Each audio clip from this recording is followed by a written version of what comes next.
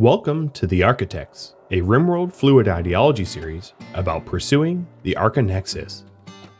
Episode 76, Redo. So, this is going to be a little bit of weird deja vu, but something happened to my save game file, and I have to repeat episode 75, the mechs versus fauna. I don't know what happened, but the save file is gone. It must have synced or something, I don't know. So here we go. We have to clear these scythers again, and we have to re-enslave Frog. And last episode, we also had a bit of a Thrumbo attack towards the end of it, but those Thrumbo are obviously not here. This is a different reality. And we are going to prepare for the scythers in a different way. I'm going to show you an alternative method instead to deal with them. So let's go fix this zone again for the second time. And we'll be enslaving Frog soon. Another thing that we did last episode was grab the shield belt from the last foliage for the new one. So I'm going to strip and bury, because this shield belt isn't tainted. It's a utility item. It doesn't get flagged with taint. I'm going to be keeping my slaves inside because they're wounded and they aren't able to walk very fast. I am not going to be uninstalling the detail. I'm not going to be uninstalling this art. I don't think it's going to be necessary for these scythers, with the benefit of hindsight, of course.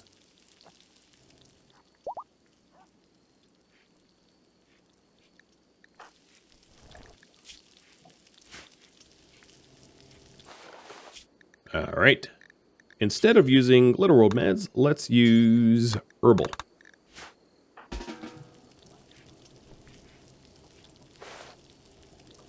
Much more affordable.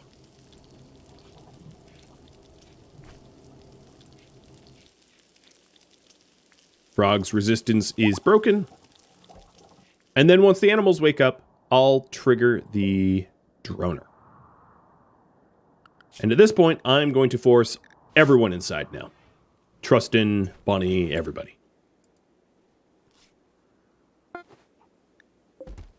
We're still making the clothing that the new foliage is going to require.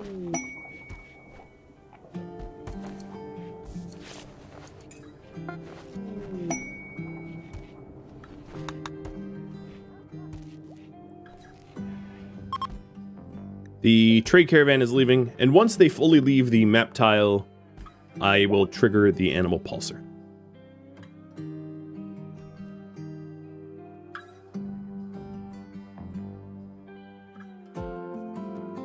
All right, we're good to go.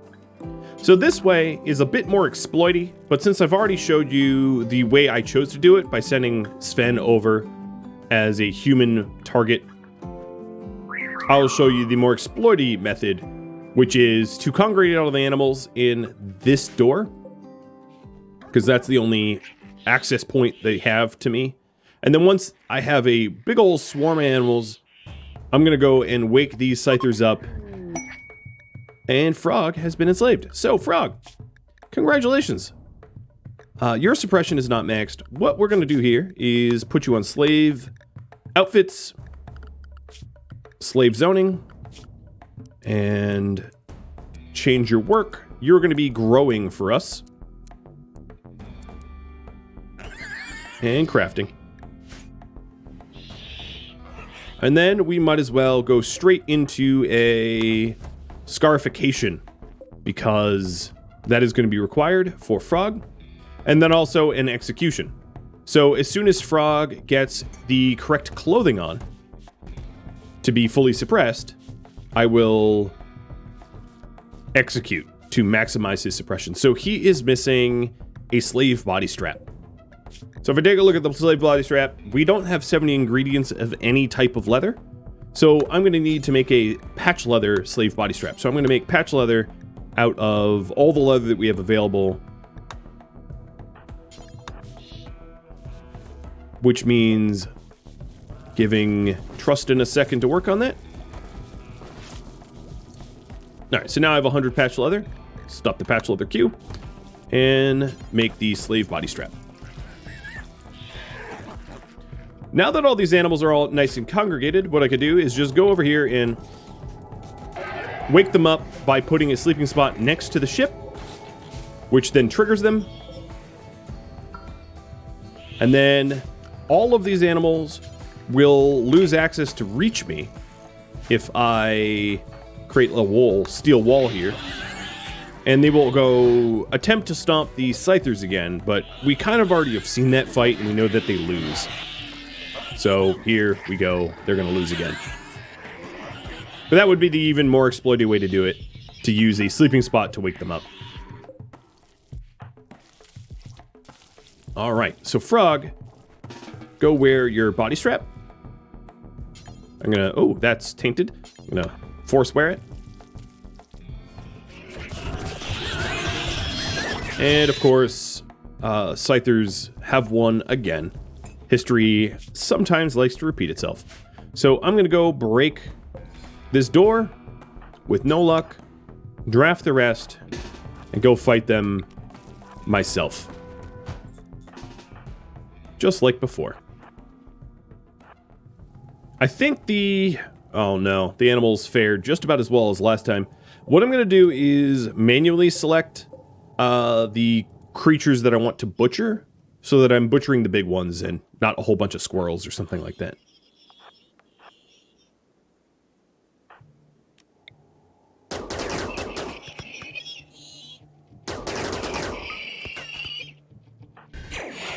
Alright.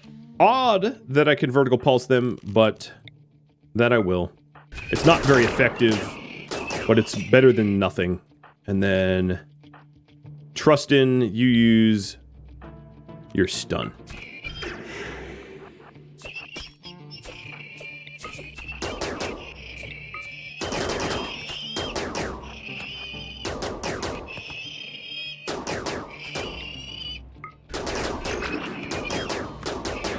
I suppose Vertical Pulse just scrambles the coding of the Scythers or something if you need like a in-game reason why it is effective as a Psycast against non-organics. And we are half done clearing Scythers.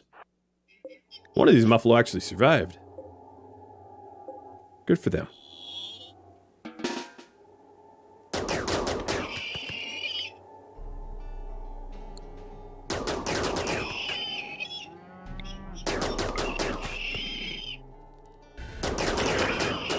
That vertical pulse didn't really work.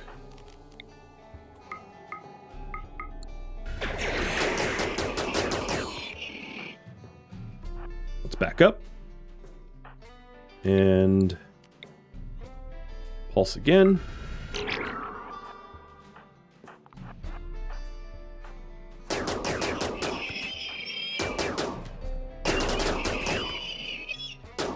Another really effective one to slow down Scythers more than stun would be Burden, but I don't believe that any of my Psycasters even have Burden.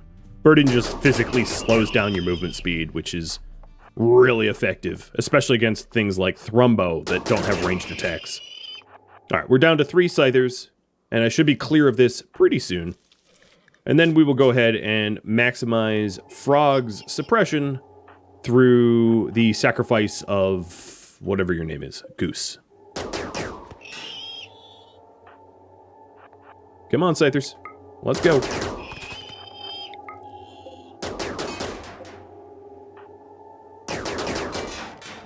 Alright.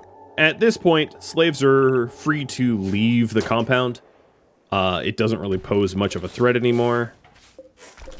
And I will go ahead and clear out the temporary door blockers that were very useful for the animal pulsar, but definitely harms moving around the base now that it is not a thing we need.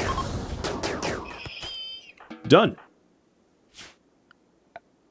Alright, I'm going to use the Allow tool to manually select the Scythers, but be more careful because I don't necessarily want to tag all of these animals as butcherable, because I don't want them. But I will just cherry pick the Muffalo for now, and then I'll move to the Yaks if we end up getting all the Muffalo. Animals, let's get you free to Wolf Hall.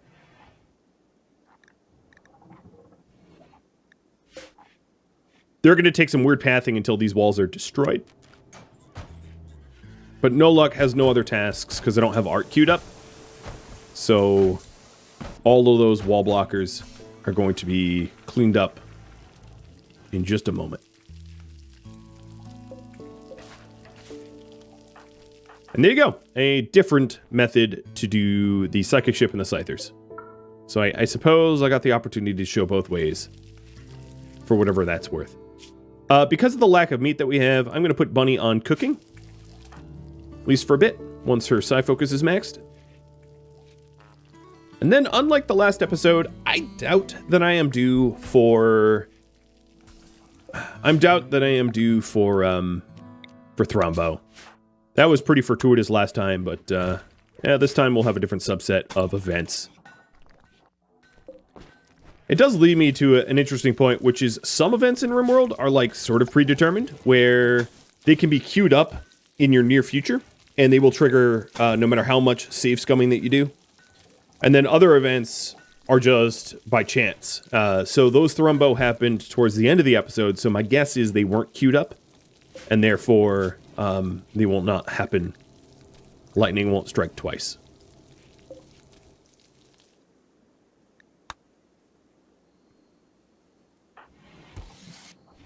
So Goose needs to get sacrificed. And Frog has been given work and should be helping with the farming. But I guess if you don't have any growing and plant cutting to do, you can go ahead and do the mining for me. Sen's back down here working on the Grand Architect structure. And now the pressure is, can I get further this time around with the benefit of hindsight than I did last episode? Kind of like a certain movie. Well, a few different movies I can think of. Like Groundhog's Day. That one is a classic. If you haven't seen that, you should.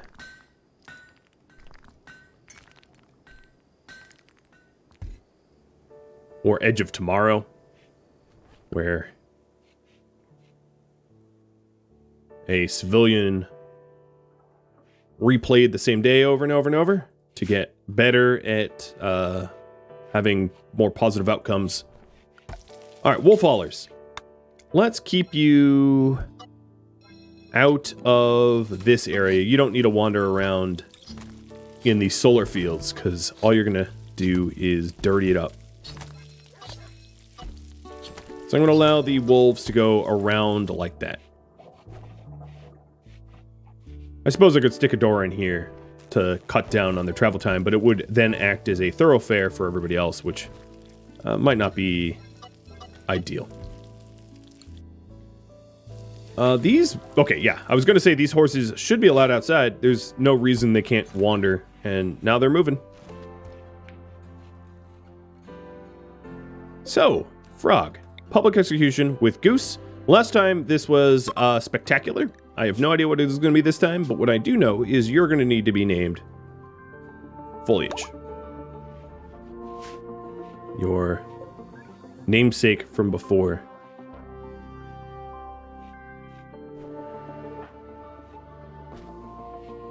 Slow down on the execution. Foliage barely attended in time, and it was satisfying, which is good. And then Foliage is also going to need a scarification. So Foliage and Bunny and every participant. The impressiveness of this room is still above 120, despite the blood in the corpse. So we'll do the cutting on a corpse-occupied table, because why not? Sounds totally legit to me.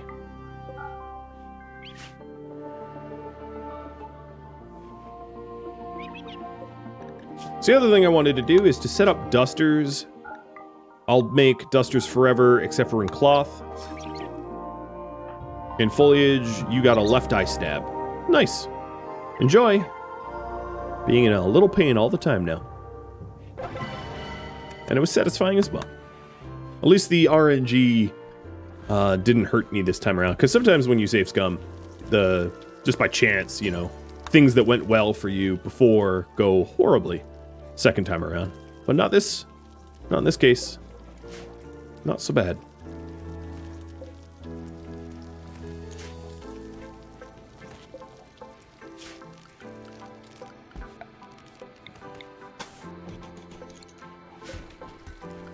My colony wealth is at 303. I think I ended at something like 311 before, so the challenge, I suppose, is to see if I can't get higher than 311.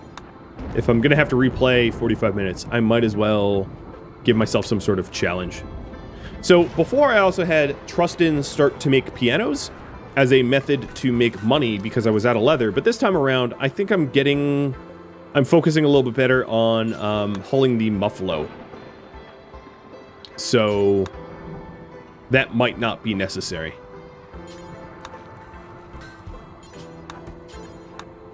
We'll see.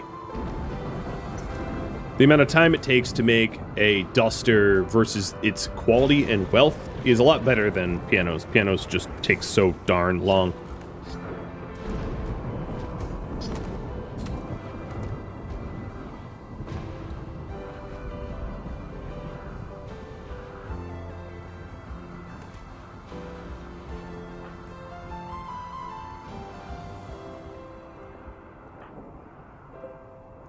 There's still about a day left before these muffalos spoil. And then, of course, the yaks are pretty large, and then all the deer as well. But with Bunny helping to butcher, that should help. One thing that I didn't do yet, that I did last time, was pack of survival meals. Oh, and I definitely didn't have a cold snap before. So I'm going to have Sven try to research pack of survival meals. Maybe the cold snap will keep the animals fresh. That could be a blessing in disguise. Because my farming is all done inside, so I don't really care about external temperatures. And yeah, it's now sitting about freezing. Yep, it's below freezing, so okay. The animals won't spoil. Use that to my advantage.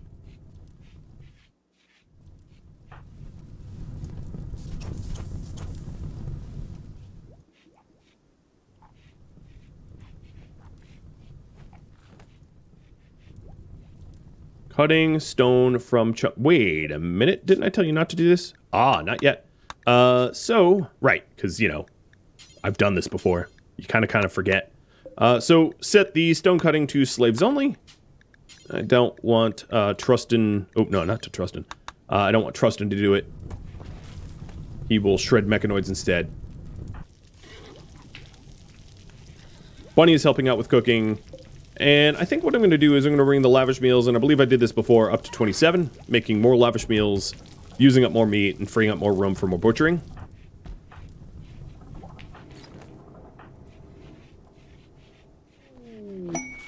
And a pilgrim, here to venerate the Relic of Suppression. Before, 4 of them. Before, it was actually not 1 pilgrim for the Relic of Suppression, or 4 pilgrims for Relic of Suppression. It was 1 to venerate the Relic of Hegemony.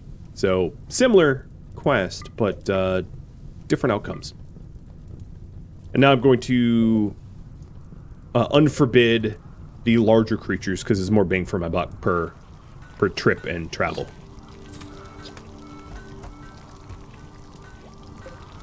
Alright, and I think I'm going to suspend the butcher creature because I'm running out of room for meat for now. And then aim to haul away the material. So why am I not... I think just because smithing is a higher task, Trustin is not making the dusters yet.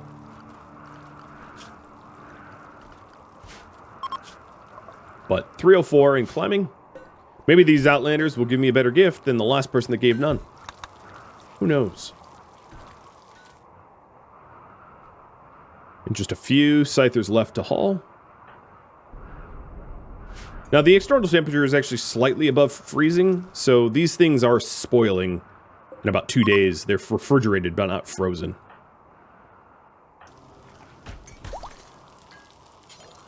So I'm going to make sure that there is room to haul the corpses before they rot by forcing Zleb to haul the blue fur out.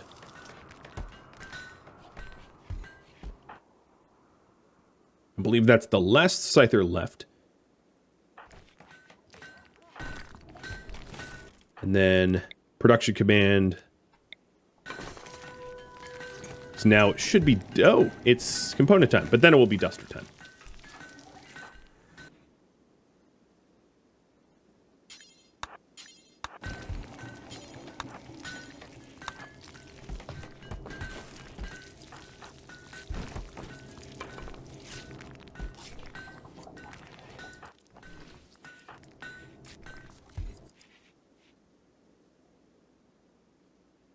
Still a few larger creatures out here. And dusters are being made. I got up to about 1,600 research, so we'll see about this time. Got some time left to plug away on that.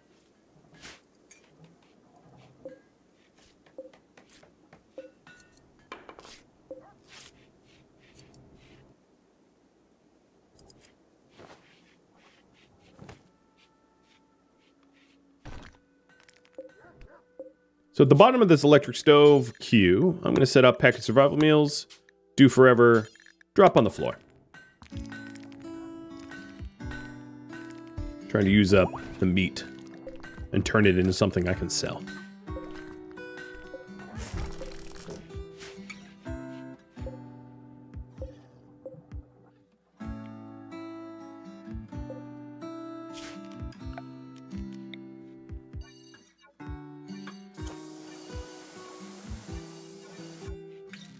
I'm not adding these to the home zone because I don't want to have to clean them. But I suppose there's a few walls that ought to be in that aren't.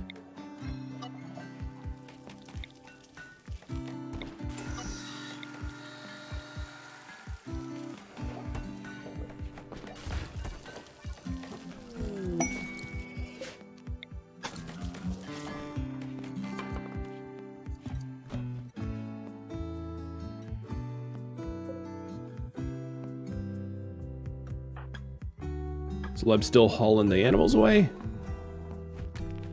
Tombolo should be cooking the packaged survival meals, and here they are, containing meat. And foliage is actually deep drilling for a limestone. I'm actually going to turn this off because I don't really want him doing that. It's not worth risking an infestation for just a few chunks.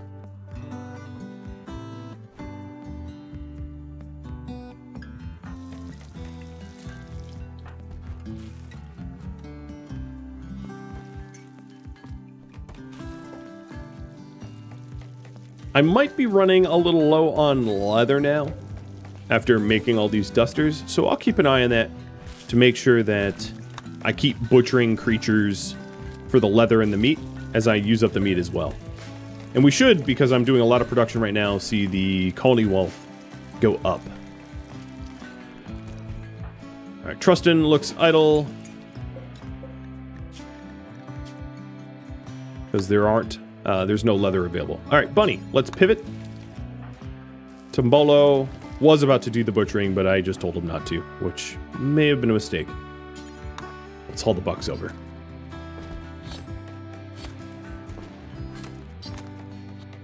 All right, that there is enough plain leather to make another duster.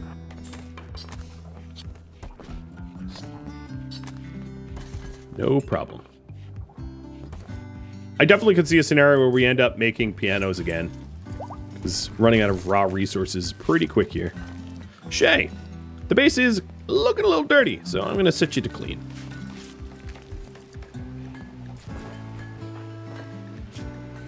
So my slaves are fully suppressed and all scarified.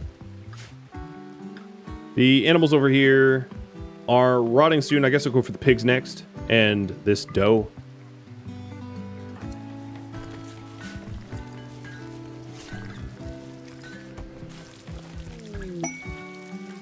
Previously, I turned these cotton plants into tinctoria so I could do more dye. But I think it's actually fine. I don't think that's necessary.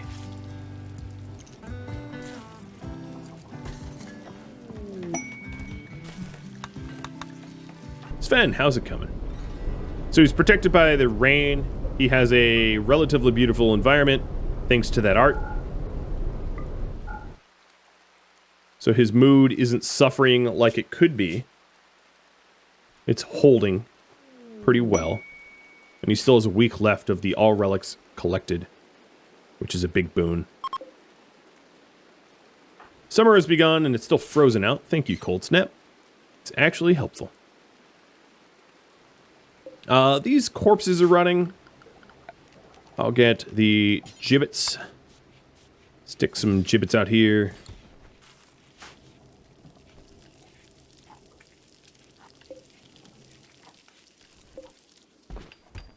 The zones haven't expanded enough to remove any of the wooden stuff. Not yet, at least. And all slaves are healthy. Oh, foliage has a lot of tattoos and hair and stuff like that. That, well, maybe not hair, I have no idea. But tattoos, at least, they need to go. Bye-bye, old you. Hello, new you. And then I'm going to go ahead and high priority haul, because I don't need this many pack of survival meals sitting in my storage. It's a little ridiculous. Is there somewhere to haul these? Yeah, there is. Okay. General storage is fine.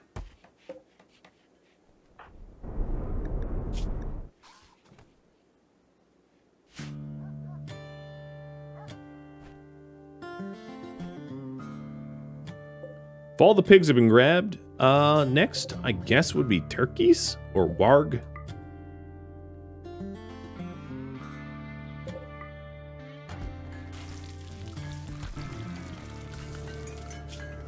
And 309. So yeah, I think I'm a little bit faster this time.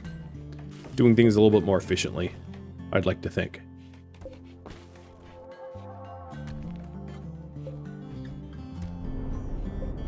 Also a little bit further in the Grand Architect Structure Study.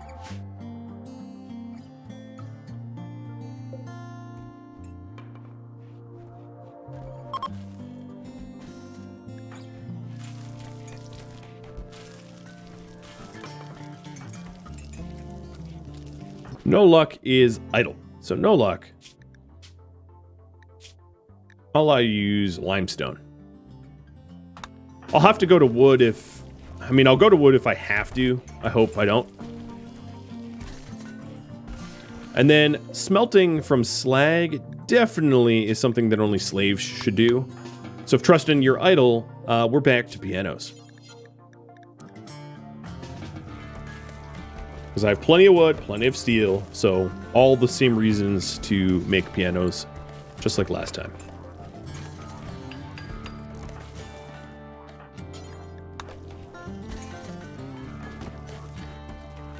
With even more gibbets. Wonderful.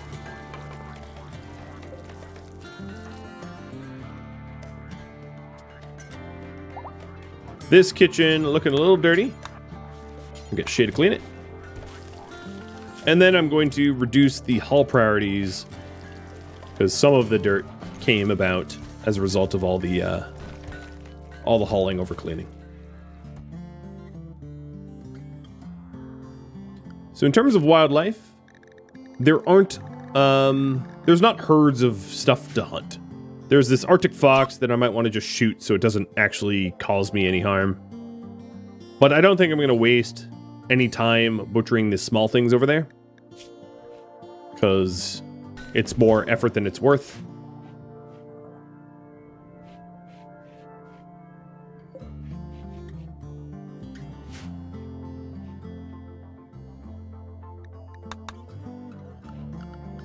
And wealth now. The latest wealth update. Ooh, monkeys, mechanoids. That sounds just like last time. Is almost 310.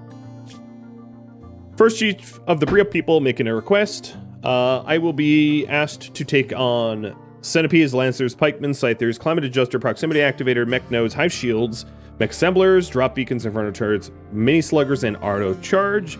I get 2 archers for 1 neuroformer. No. I'm not afraid of the attack, I just don't have anyone to put a neuroformer in. The trio are the only psycasters, and I'm not about to start investing in No Luck or Zaleb. Sorry, you two, but it was never about you. You're colonists, but you're B-listers. I think you understand.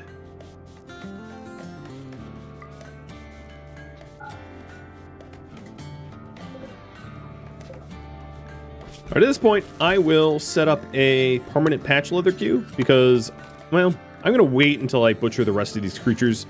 But I think what's happening here is that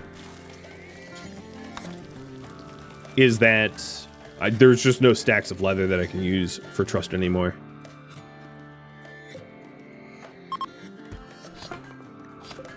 There's one piano. It was not masterwork or better. It's only excellent, so I'll just make another one. Because why not? And a bulk goods trader coming in from West Hinia. Awesome. That should bring in some trade opportunities. The question is, who is the best trader right now? So if I go to Colonist, trade price improvement lies with Bunny. Interesting. Really? Let me check that again. Yeah, Bunny over Sven. I don't know when she passed him, but she has. So I will trade appropriately. She's a social 14. He's a social 11. Yeah, I guess she really has gone up. Okay. She is a psychic reader. He does too. All right, Bunny it is. I kept trading with Sven, thinking that he was the best at it. I mean, it's only a difference of like 1% or 2. It's really not that much, but mark me down as surprised.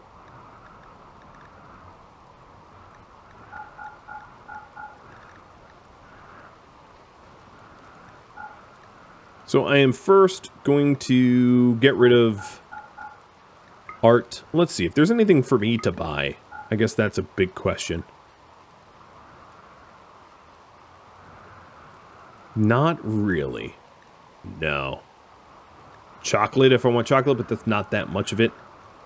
Okay, so let's just sell for all the silver that they have, and that will be enough.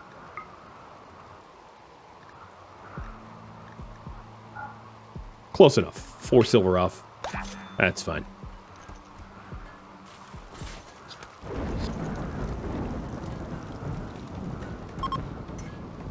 So that's a lot of packaged survival meals. Probably adding a whole lot of wealth. Yep, 310.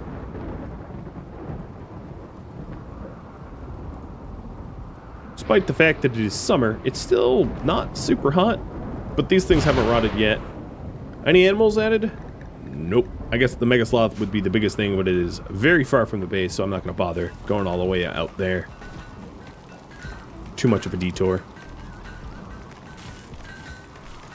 So we'll just focus on pianos and art. Nothing like a weird art colony, I guess. There we go, a masterwork piano. So that's going to replace the excellent one that's in here. Because it is a better recreation and also going to improve the room a little bit more. So if you take a look at the recreation, 140 power versus 124. So you fill your recreation meter faster and you get bored of it less as a result.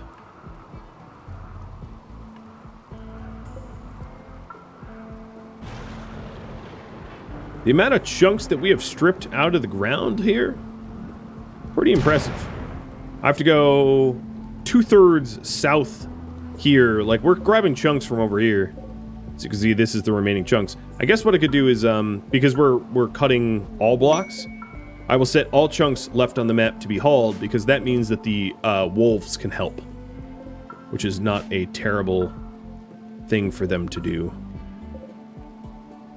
But yeah, we're having to travel like multiple hours out of our way for the opportunity to cut some chunks so that No Luck can make it into art.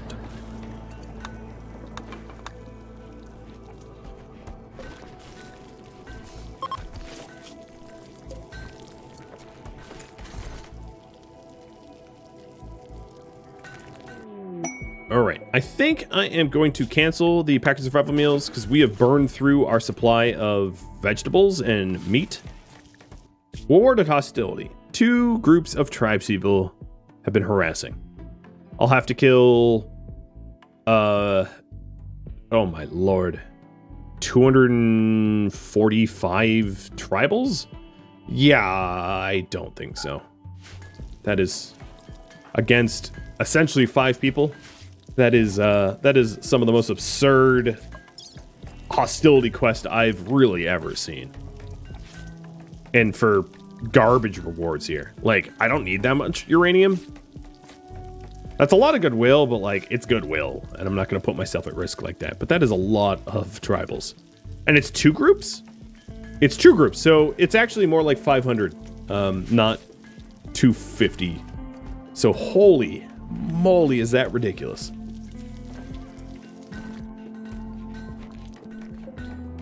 The simple meal should be made with meat only. So let me double check that. Yes, that is correct. Good. And in terms of progress, ooh, we're getting up there. It is going. It is going.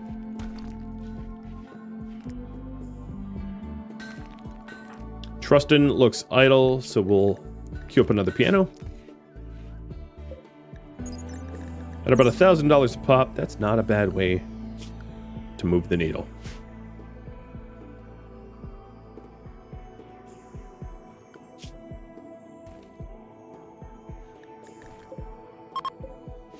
Both of the mega sloths are about as far away from me as possible. That's funny. So these zones have expanded. Now they're covering 9 tile square.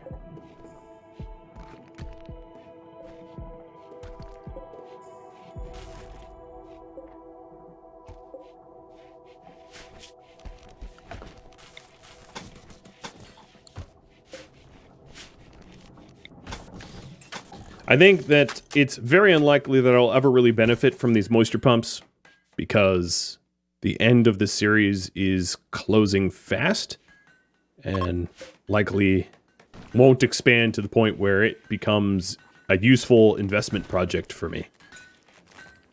It's not to say that I'm about to destroy them or anything like that. All right, so there is, what was this, a hunting site? Something like that? No, a logging site. I don't have enough beasts of burden to haul the wood to bother going for that.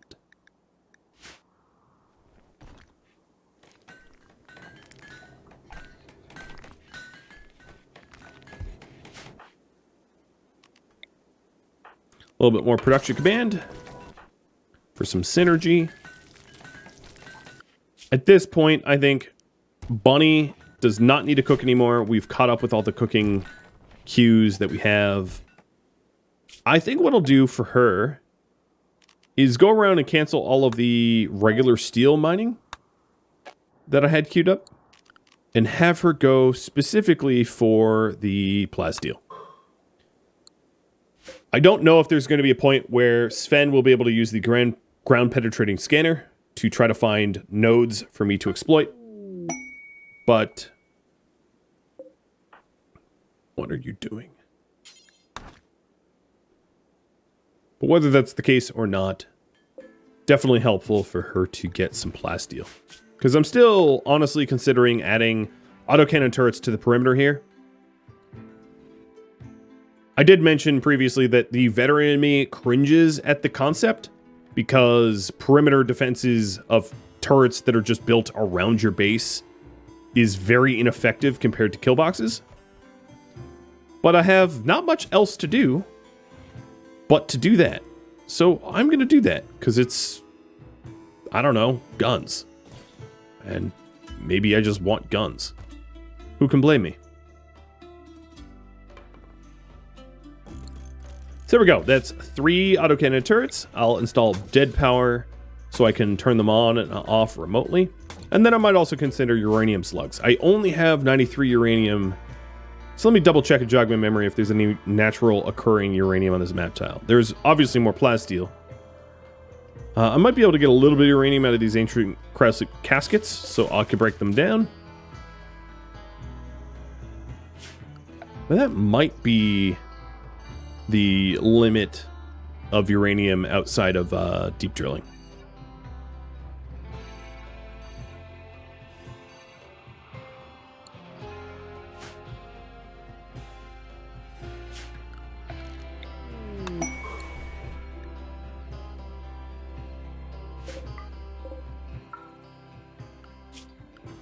Some more animals are coming back slowly, but not about to yield like a huge thing of meat or anything like that for me.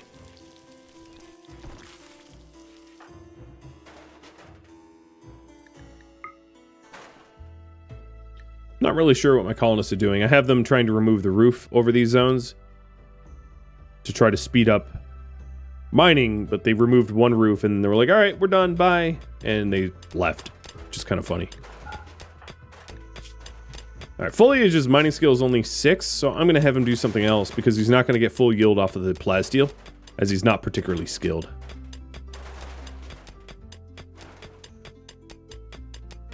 And this construction task is definitely not worth No Luck or Trustin's time. They're probably better put to work doing something more productive like constructing and art and whatnot. So let's go ahead and ignore the roof zones. It was a nice thought, but inefficient. Shay could be allowed to mine. She's getting full yield.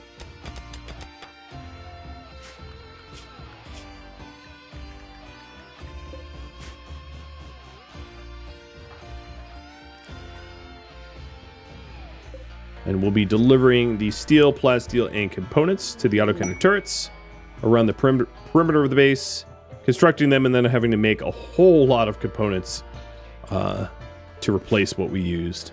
Like 18 of the 30 stack that we have.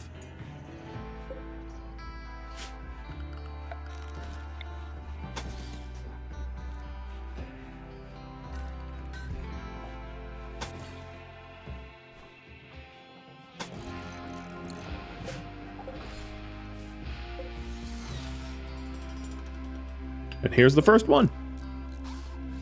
So the benefit of autocannon turrets is it fires. Its fire rate is about 210 RPM.